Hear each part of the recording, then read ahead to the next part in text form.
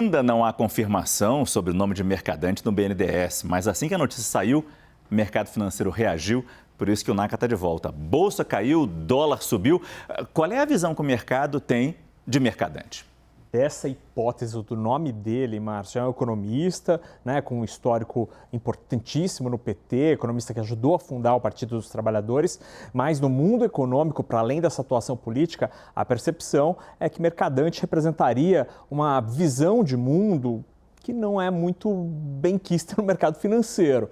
O pessoal prefere outros nomes, não gosta efetivamente da indicação de Mercadante. E há uma preocupação específica sobre o Mercadante, que é a atuação dele e como poderia ser o BNDES neste novo governo Lula. O medo é que se repita o que aconteceu em outras gestões do PT. A gente separou aqui, Márcio, um esqueminha com alguns pontos do que preocupa o mundo da economia. Então, falando do BNDES primeiro, né, para falar dessa hipótese de Mercadante, o temor em cascata aqui é de, primeiro, uma gestão intervencionista na instituição, né, com oferta, por exemplo, de crédito direcionado para segmentos ou empresas específicas que sejam... Os tais dos campeões nacionais, mais uma vez? Por exemplo, exatamente, foi uma péssima, um péssimo jeito de tentar incentivar a economia, a gente teve uma série de problemas, inclusive de corrupção. E aí, como que seria essa maneira? Porque foi assim no passado, com o juro subsidiado. O BNDES tinha, por muitos anos, um tipo de crédito de taxa Selic diferente, a TJLP, taxa de juro de longo prazo. Era menor que a taxa Selic. Então, quem ia para o BNDES e falar, me dá um dinheiro aí, tinha a vantagem de pagar um juro menor que no mercado. Mas alguém pagava isso. Quem era? Era o Tesouro Nacional, ou seja, a sociedade brasileira. Isso gerava, por exemplo, um desequilíbrio no mercado de crédito, já que você tinha um cara grandão oferecendo crédito muito barato, isso desequilibrava o jogo de forças, além de ter um impacto nas contas públicas. Sobre a lei das estatais, houve também uma forte reação do mundo econômico, Márcio, porque o temor de uma mudança na regra permitiria nomeações políticas e, consequentemente, o uso político das estatais. Vamos lembrar que próprio Arthur Lira, Márcio, no ano passado, não, neste ano, parece que faz muito tempo, em abril de 2022, quando Adriano Pires foi sondado para ser presidente da Petrobras, ele não gostou nada dos vários empecilhos, entre aspas, impostos pela lei das estatais, porque ele era consultor de empresas que tinham interesse direto na Petrobras. E aí, por isso, não poderia ser. Na época, ele até disse, precisa ser um arcebispo para ser presidente da Petrobras, e ele disse que era complicado o cenário gerado pela lei das estatais e sugeriu, em abril deste ano, mudar a lei das estatais. Como o Caio muito bem lembrou, não é a primeira vez que o mundo político se volta contra essa lei. Então, primeiro o teto de gastos, que o mundo político também é contra, e agora a lei das estatais. Várias coisas estão sendo corridas por dentro em Brasília. Flexibilizar a lei significa dar jeitinho, né? É isso. E isso não pode dar certo. Exatamente. Não pode dar certo. Exatamente. Agora, se eu falo não pode dar certo, qual foi o impacto realmente, vamos trazer os números de bolsa e dólar desses jeitinhos pensados hoje ou lançados aí em ideia pelo futuro governo? Olha, a nossa moeda ficou mais fraca, portanto o dólar ficou mais caro aqui para nós brasileiros.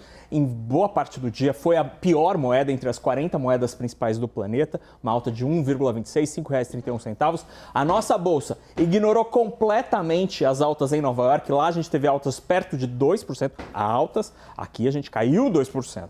E os juros futuros, o mercado de juros futuros, para janeiro de 2024, 13,88. O juro hoje está em 13,75. Indica alguma hipótese de aumento do juro no futuro. O mercado de juros está precificando isso. Na próxima tela a gente tem o estrago nas companhias estatais. Banco do Brasil perdeu mais de 3% hoje. Petrobras também mais de 3%. E aí um detalhe aqui, Márcio, o petróleo hoje subiu no mercado internacional. Normalmente, quando o petróleo sobe, a ação da Petrobras sobe. Não foi o caso. Medo de uma mudança na lei das estatais e mudança na governança dessas empresas. Muito obrigado, Fernando Nakagawa.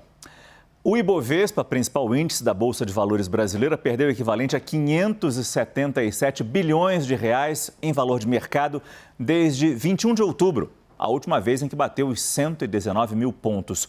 Os cálculos são na plataforma de investimentos Trademap e consideram a variação até o fechamento da última sexta-feira. Essa notícia é destaque no nosso site cnnbrasil.com.br.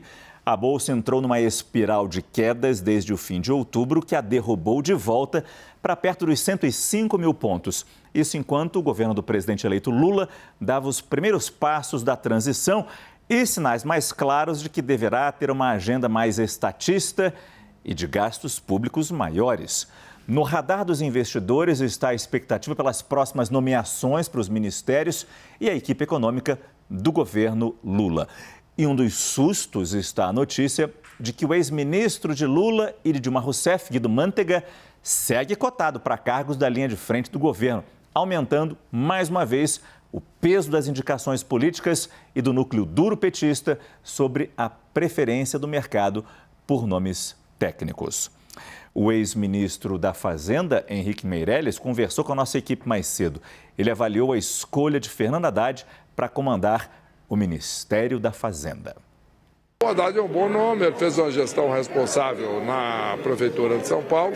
Agora, é importante, na medida que ele não é economista, etc., que ele já faça como já foi feito, inclusive no primeiro mandato do Lula, onde ele escolha secretários de bom nível, de conhecimento, de experiência naquela área específica e que ele também siga as sugestões desses secretários e que possa fazer uma boa administração. Isso já funcionou mais de uma vez, é uma fórmula que pode ser muito bem sucedida, desde que as escolhas sejam bem feitas, de gente competente, e que, de fato, esses secretários, nas suas posições-chave, tenham autonomia de ação.